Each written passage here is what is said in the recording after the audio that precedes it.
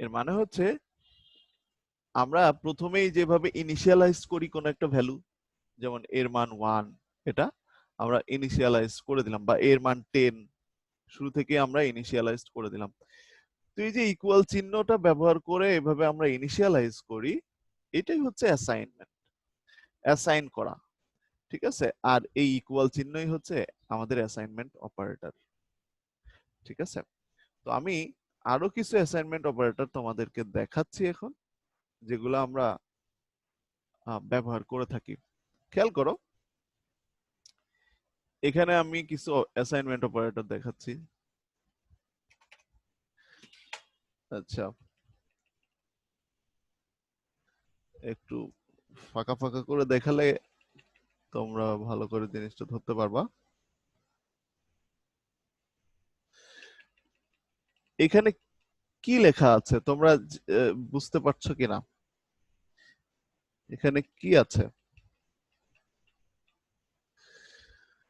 এখানে প্রত্যেকটার কিন্তু একটা শর্ট ওয়ে দেখানো আছে, তাই না? আচ্ছা, আমি কিন্তু এগুলোও দেখাইছি, যেমন i equal to 1 প্রথমে নিয়ে নেওয়া, তারপরে s equal to 0, এগুলো কিন্তু অ্যাসাইনমেন্ট অপারেটর কাজ।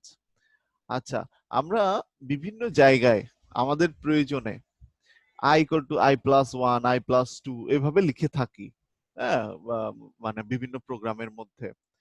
এখন এটা মাঝখানে আনলে ভালো হইতো। আচ্ছা, 1 মিনিট, একটু মাঝখানে নিয়ে যাই।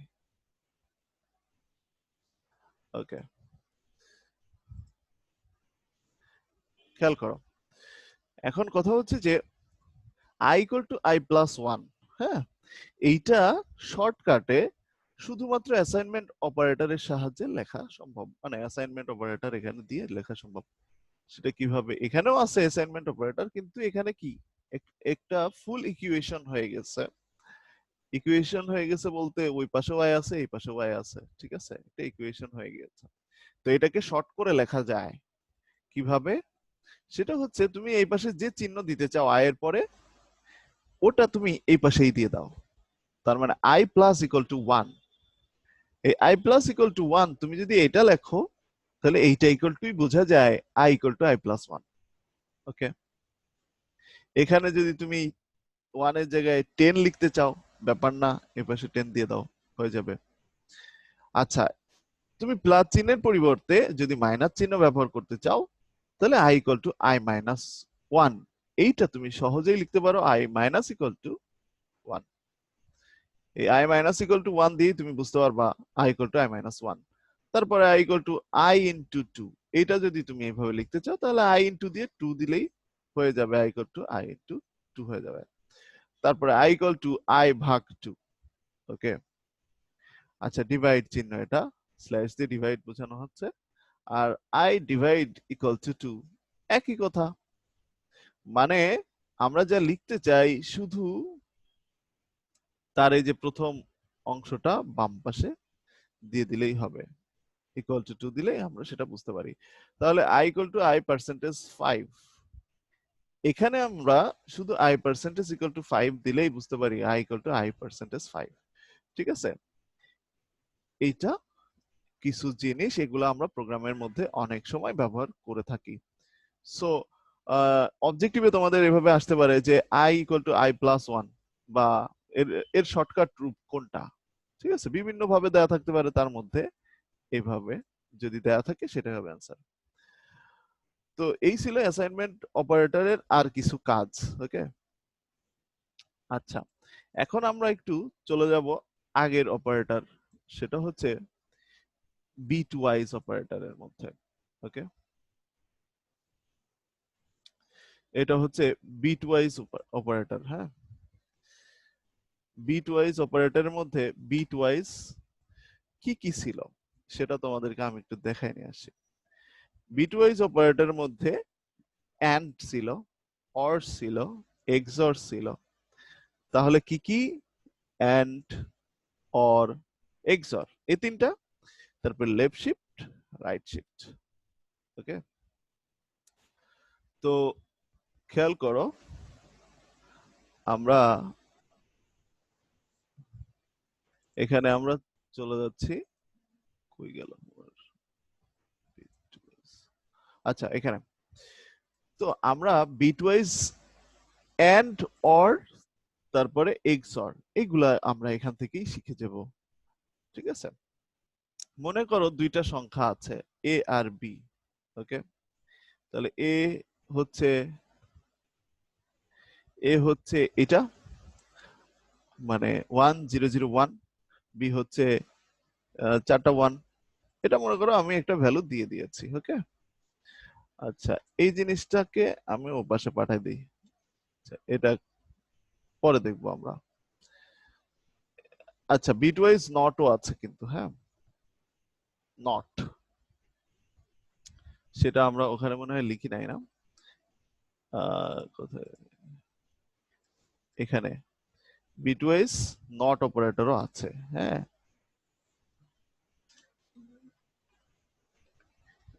নট নট অপারেটরের সাইনটা হচ্ছে ওই যে ঢেউয়ের মতো, কিন্তু আমার কিবোর্ডে তো ওই সাইনটা আমরা পাচ্ছি না। যাই হোক, তোমরা বুঝতে পারছো নট অপারেটর নামেও আরেকটা অপারেটর আছে বিটওয়াইজ এর মধ্যে। ওকে, যেটা হচ্ছে এখানে আমি লিখে দিয়েছিলাম, এই যে এইটা, এই অপারেটরটা। হ্যাঁ, এটা হচ্ছে বিটওয়াইজ নটের মধ্যে আছে, বিটওয়াইজ নট বোঝায় এটা দিয়ে। আচ্ছা ওকে,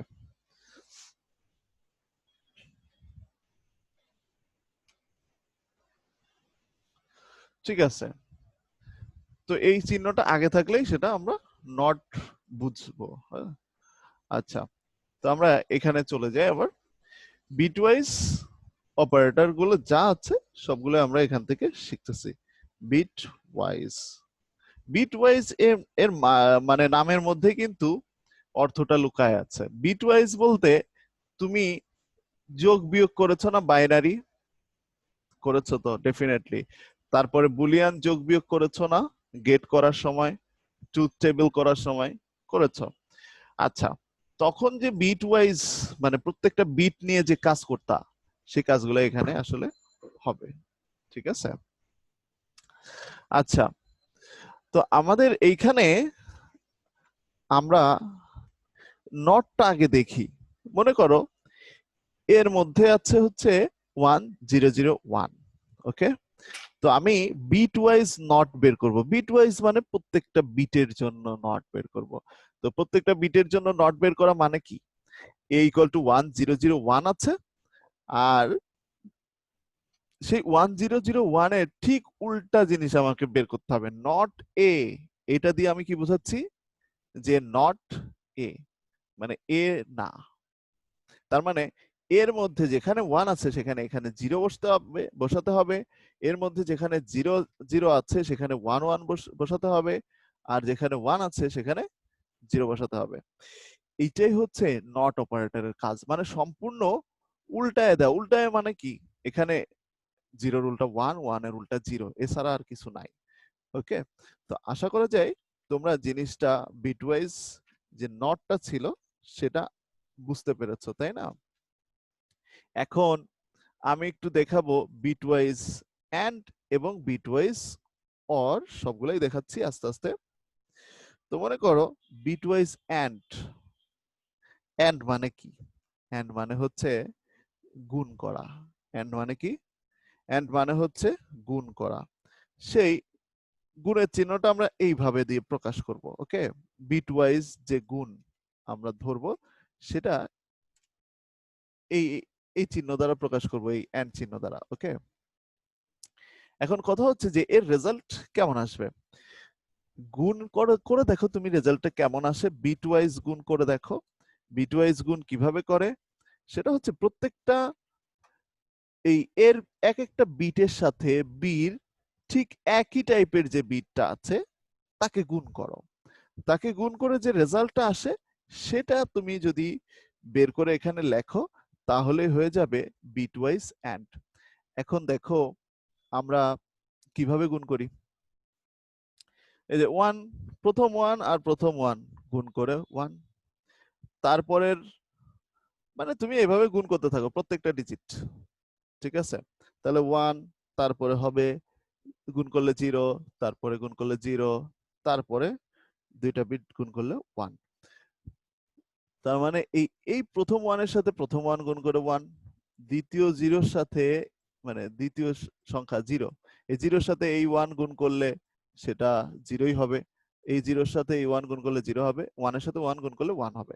তো এতটুকু আমরা গুণফলটা বুঝতে পেরেছি যে জাস্ট গুণ করতে হবে, প্রত্যেকটা বিটের সাথে গুণ করতে হবে, এটাই হচ্ছে বিটওয়াইজ অ্যান্ড।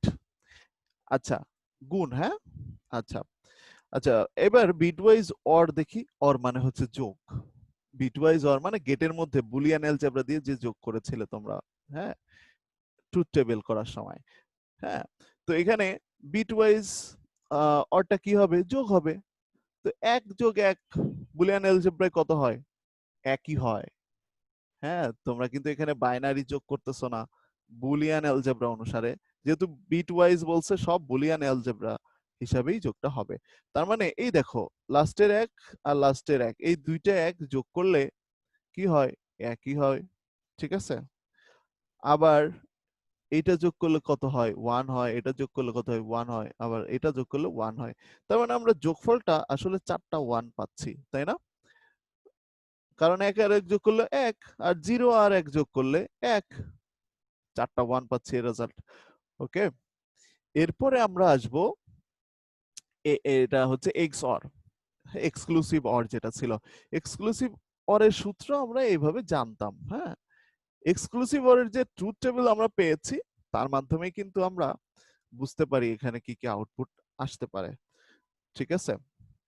এখন তোমার এত কিছু এইখান থেকে তুমি একটু ধারণা করতে পারবা, ঠিক আছে, যে কি রেজাল্ট আসবে। দেখো, এর মধ্যে যখন আমি 1, বির মধ্যে যখন আমি 1, মানে দুইটাই সেম নিচ্ছি, সেম নিয়ে এই যে এখানে বসাচ্ছি, তাহলে কি হবে? শুধু এতটুকু রেজাল্ট বলো দেখি। এর মধ্যেও 1 আছে, বির মধ্যেও 1 আছে, শুধু এতটুকু রেজাল্ট বলো দেখি কি আসবে। এই দেখো, এ প্রাইম আছে, তার মানে এর মধ্যে 1 যদিও ছিল, কিন্তু প্রাইম করার কারণে সে 1টা উল্টে গিয়ে 0 হয়ে যায়। তাহলে এ প্রাইমের মধ্যে 0 তৈরি হয়ে গেল, আর এর মধ্যে 1 ছিল বির মধ্যে, তাহলে 0 ইন্টু 1 0 আসবে। ঠিক একই রকম এইটার কথা যদি আমরা চিন্তা করি, এর মধ্যে 1 ছিল আর বির মধ্যেও 1ই ছিল প্রথমটা, কিন্তু ওটা প্রাইম আছে, প্রাইম মানে উল্টায় যাওয়া, তাহলে এই 1টা উল্টায় যে 0 হবে। তার মানে 1 ইন্টু এর মান 1, বি প্রাইম এর মান 0, 1 ইন্টু 0 ইকুয়াল টু 0। তার মানে দুইটা সিমিলার হলে সেখানে 0ই পাওয়া। এই দুইটা যদি একই হয় তাহলে সেখানে গুণফলটা তুমি 0ই পাবা, অন্য কিছু পাবা না, ঠিক আছে?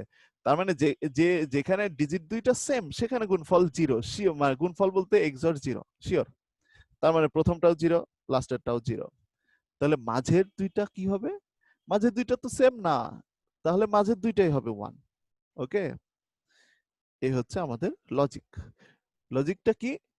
যে এখান থেকে আমরা দেখেছিলাম যে দুইটা সেম হলে, মানে এর মধ্যেও যে মান বির মধ্যেও যদি সেম মান আসে, সেটা 0ই হোক আর 1ই হোক, দুইটাই 0 অথবা দুইটাই 1 হলে এর রেজাল্টটা সবসময় 0ই আসে। আর যদি একটা 0 একটা 1 হয় তাহলে রেজাল্টটা সবসময় 1ই আসে। এটা হচ্ছে XOR, বিটওয়াইজ XOR। আচ্ছা, আমরা কি সবাই আমার কথাটা বুঝছি? সবাই বুঝছি এটা? কারোর কোনো জি প্রবলেম স্যার। থাকলে বইলো। আচ্ছা, ঠিক আছে, যেহেতু আমরা বুঝে গিয়েছি এখন আমরা পরেরটাই চলে যেতে পারি। এখানে তাহলে আমরা কি কি করলাম? এখানে আমরা করলাম বিটওয়াইজ নট, নটটা সব বড় হাতের লেখাই উচিত। নট করেছি, এন্ড করেছি, তারপরে অর করেছি, এরপরে আর কি করেছি? XOR করেছি। স্যার যে থার্ড লাইনটা যিনি কিভাবে করছেন, ওই যে থার্ড এক্স, লাইন, এই যে থার্ড এটা, লাইন ওই যে 1 1 যে এটা অ্যানসারটা, হ্যাঁ হ্যাঁ এটা এটা হচ্ছে তুমি বিটওয়াইজ যোগ করো, বুলিয়ান যোগ। বুলিয়ান যোগে আচ্ছা। 1 আর 1 যোগ করলে কিন্তু একই হয়। হুম। সে 1 আর 1 যোগ করে 1 হলো, 0 আর 1 যোগ করলে একই হবে। হুম। বাকিগুলো এক, বুঝতে পারছো? ক্লিয়ার ব্যাপারটা? জি স্যার। আচ্ছা, ভেরি গুড। আমরা আশা করি যে এগুলা খুব ভালো করে বুঝতে পেরেছি, কারণ এখান থেকে অবজেক্টিভ আসে। আচ্ছা, এরপরে পরের যে স্টেপটা আছে সেটা আমরা বোঝার চেষ্টা করব।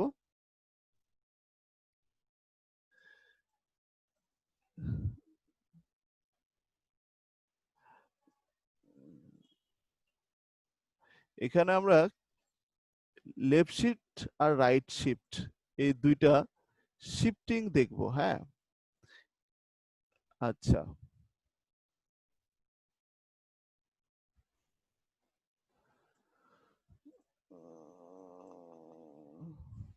ও, আচ্ছা, বিটওয়াইজ শিফট। হ্যাঁ, লেফট, সরি, লেফট শিফট আর রাইট শিফট। ওকে, বিটওয়াইজ শিফট করব। এখন চিহ্ন তো মনেই আছে, লেফট শিফট মানে লেফট দিকে তীর চিহ্ন। কোন দিকে? লেফট দিকে দুইটা এইভাবে।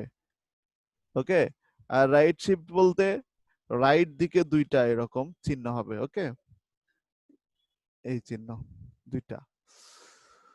ঠিক আছে, তাহলে আমরা লেফট শিফট কি মানে বাম পাশে সরে যাওয়া, রাইট শিফট কি মানে ডান পাশে সরে যাওয়া।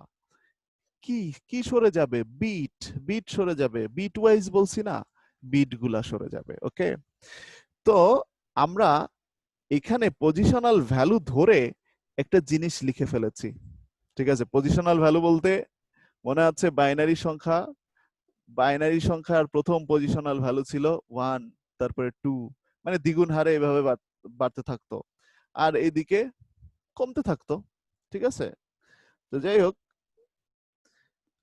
এইদিকে 2 ভাগ আকারে কমতে থাকতো। তো তো আমরা প্রথম যেটা ছিল, প্রথম মনে করো যে বাইনারি বিট ছিল, হ্যাঁ, একদম শুরুরটার পজিশনাল ভ্যালু ছিল 1, তারপরেরটার পজিশনাল ভ্যালু 2, তারপরটা 4, তারপরটা 8, তারপরটা 16, তারপরটা 32, এই আকারে আস্তে আস্তে আরো বাড়তে থাকবে। যত তুমি বাম পাশে যেতে থাকবা তত বাড়তেই থাকবে, কখনো শেষ হবে না ওদিকে।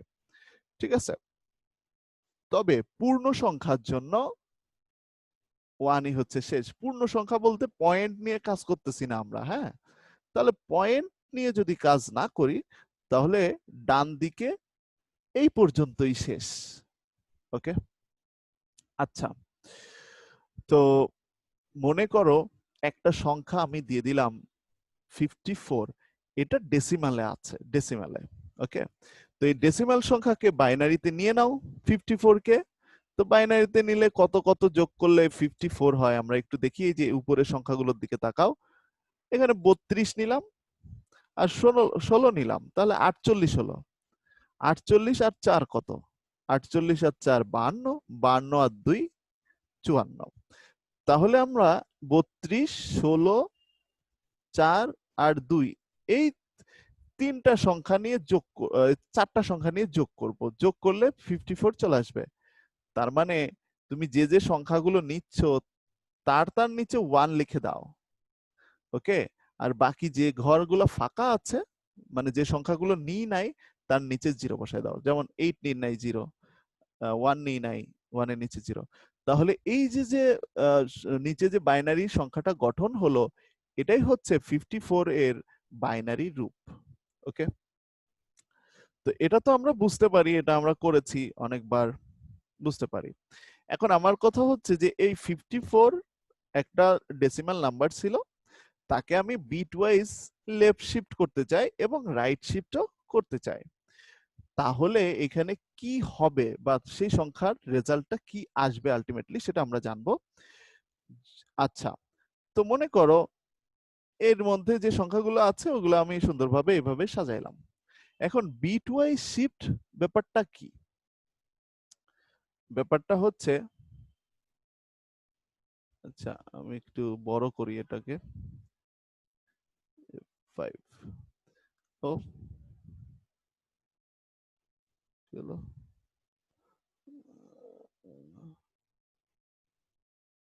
1 মিনিট।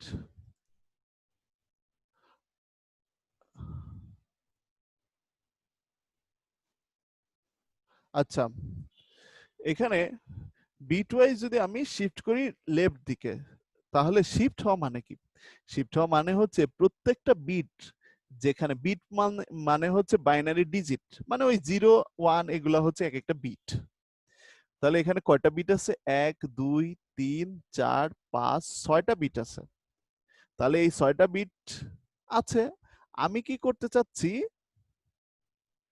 এক একটা বিটকে সরাতে চাচ্ছি। কোন দিকে সরাতে চাচ্ছি? লেফট দিকে। ওকে, তাহলে লেফট মানে বাম পাশে। তো বাম পাশে একবার মানে একটা বিটকে সরাতে চাচ্ছি। একটা বিট বলতে একবার শিফট করা। একবার শিফট করা মানে যেখানে যে পজিশনে তারা আছে তার থেকে এক ঘর আগে নেয়া। ওকে, এক ঘর আগে নিতে চাচ্ছি। তাহলে মনে করো তোমার এই বিটটা এখানে আছে। হ্যাঁ, আমি এক ঘর করে শিফট করব। এটা মুছে, এটা কেটে দিই, এটাও কেটে দিই। ঠিক আছে, যদি তুমি এক ঘর করে শিফট করতে চাও এ কে, তাহলে এখানে 1 লিখতে হবে। কিভাবে দেখছো? এইভাবে প্রথমে ওই তীর চিহ্নের দিক ওকে রাখতে হবে, একে, যে একেই আমি মানে লেফট শিফট করতে চাচ্ছি। ঠিক আছে, আচ্ছা এখন কত করে করতে চাচ্ছি? এক বিট করে। এক বিট করে বলতে যে এই যে আগের 1 ছিল সে কিন্তু এক ঘর আগে চলে আসবে। এক ঘর আগে বলতে এখানে বসবে সে। তাহলে তার পরের 1টা সেও এক ঘর আগে চলে আসবে, এখানে বসবে। তার পরের 0টা সেও এক ঘর আগে চলে আসবে, তার মানে এখানে বসবে। তার পরের 1টা সেও এক ঘর আগে চলে আসবে, তার পরের 1টা সেও এক ঘর আগে চলে আসবে, তারপরের 0টা সেও এক ঘর আগে চলে আসবে। কিন্তু ঘর তো একটা ফাঁকা আছে, তাই না? সেখানে 0 দিয়ে দাও। এই হচ্ছে এক ঘর শিফট হওয়া।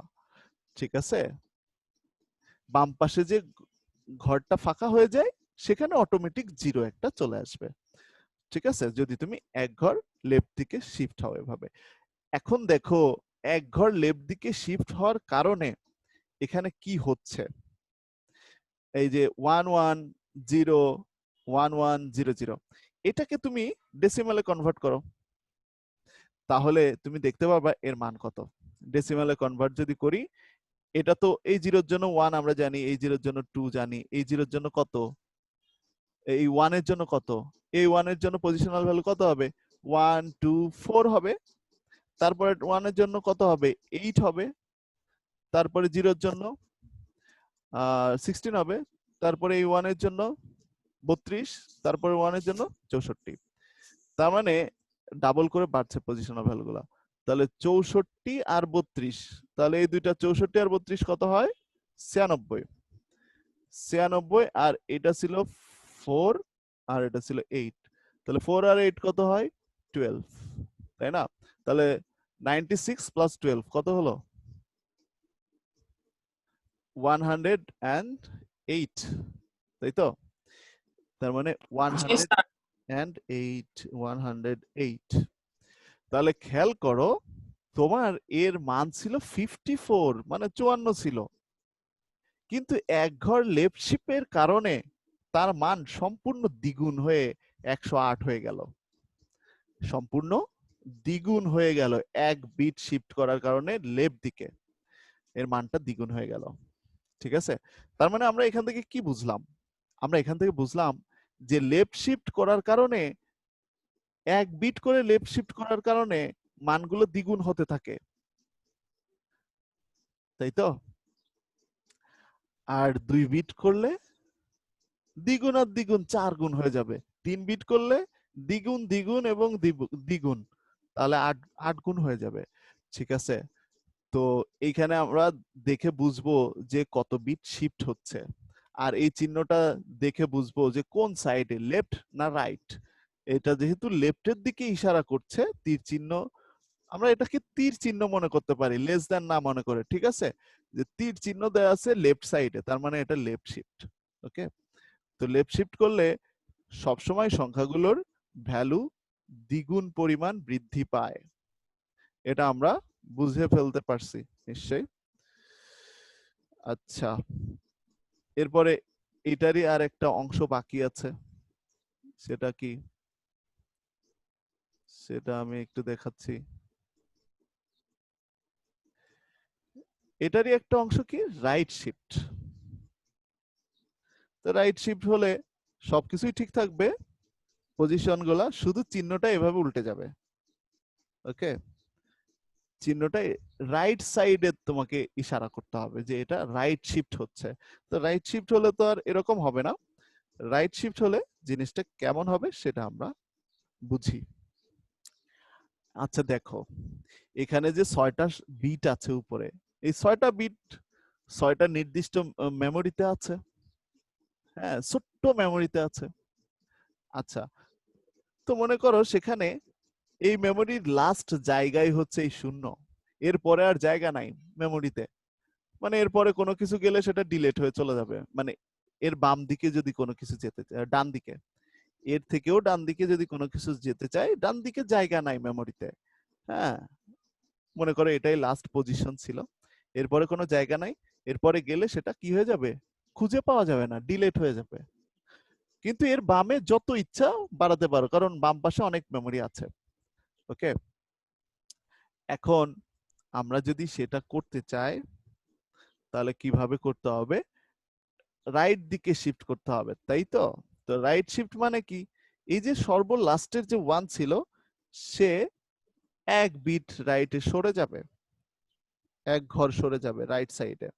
তার মানে এই 1টা এখানে চলে আসলো, এর পরের 1টা কোথায় চলে যাবে, তারপরের পজিশনে, তারপরের 0টা পরের পজিশনে, তারপরের এই 1টা পরের পজিশনে, এই 1টা তারপরের পজিশনে, আর এই 0টা ডিলেট হয়ে যাবে, কারণ আমরা বলছি ডান সাইডে আর জায়গা নাই।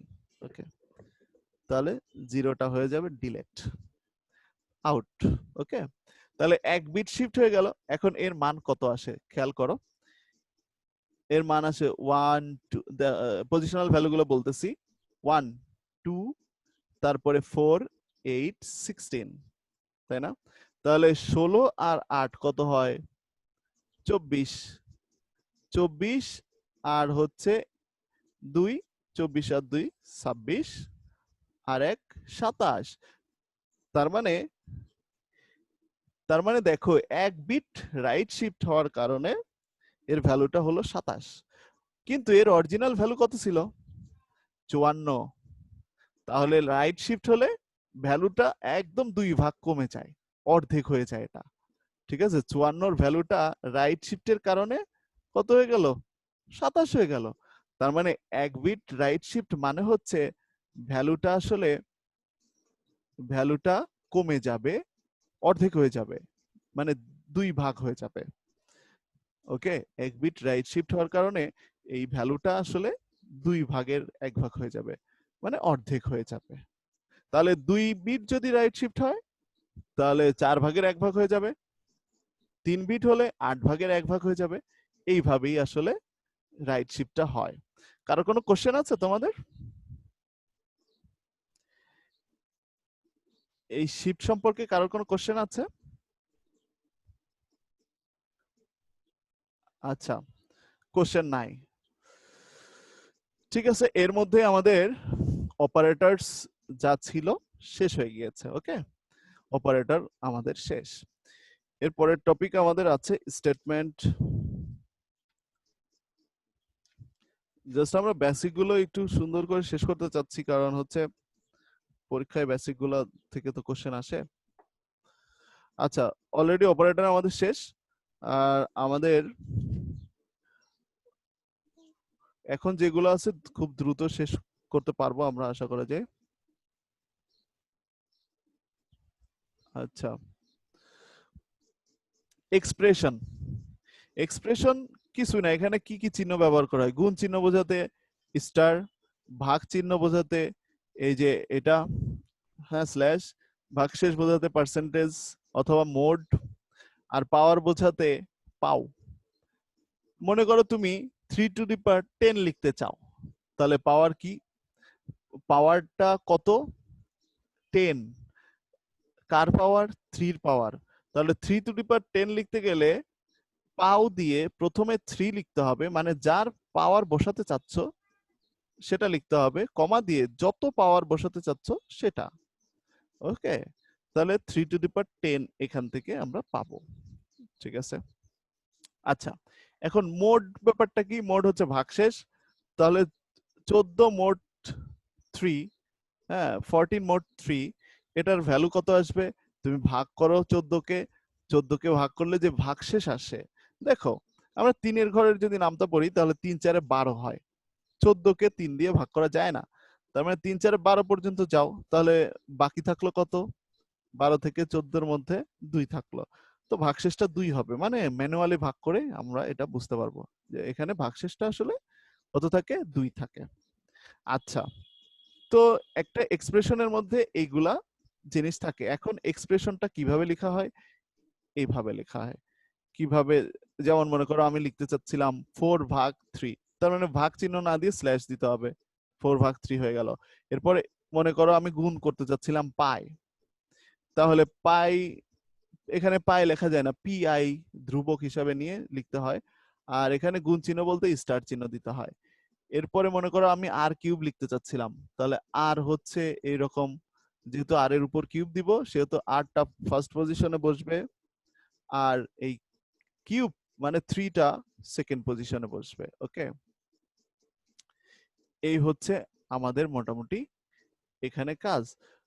তো বদমাস থিওরি আসলে ভুল আছে, এটা বেদমাস হয়ে গিয়েছে, এখানে অফ নাই, এখানে হয়ে গিয়েছে হচ্ছে এক্সপোনেন্ট, এক্সপোনেন্ট মানে পাওয়ার। ওকে, তো এটা দিয়ে আমি কি বুঝাচ্ছি যে ক্রমানুসারে তুমি কাজগুলো করবা, যেমন ছোটবেলায় সরল করতা, সেই অনুসারে এই যে এই এক্সপ্রেশন গুলো আস্তে আস্তে সলভ করতে হয়। তো এক্সপ্রেশন সলভ করা লাগে, মানে বিভিন্ন ইয়া আছে এর, তোমার এমসিকিউ এর মধ্যে এগুলা থাকে। ঠিক আছে, এক্সপ্রেশন সলভ করা। তাহলে আমরা প্রায় লাস্টের দিকে আছি, তো তোমরা কি এক্সপ্রেশন সলভ করতে পারো?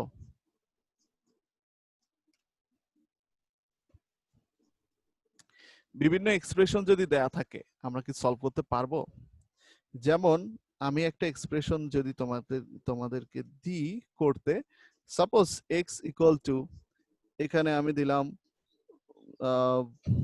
5%, 2, হ্যাঁ ওকে, তারপরে স্টার, স্টার দিয়ে পাও, পাও লিখে আমি তার মধ্যে লিখলাম 2,3, মানে 2 এর পাওয়ার 3।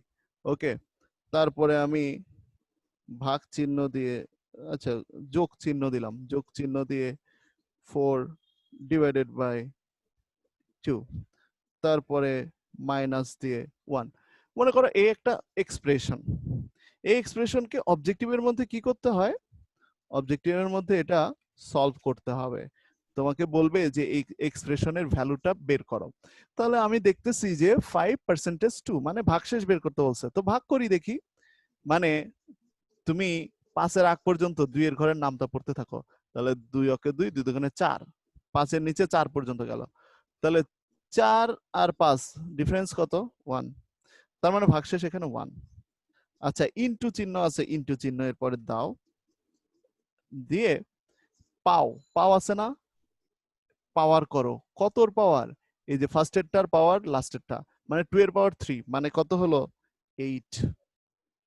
ঠিক আছে, 8, সরি ওখানে তো না, 2 এর পাওয়ার কত হলো 8, এইটা হচ্ছে এইখানে তুমি এইটা লিখে দিলা। এরপরে কি চিহ্ন আছে, প্লাস, স্যার এরপরে 8 কিভাবে এই যে 2 এর পাওয়ার যদি 3 করো কত হয়?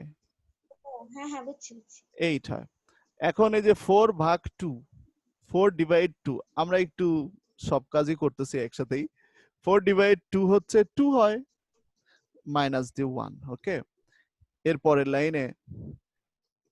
লাইনে তুমি করবা, এরপরের লাইনে কিভাবে করবা?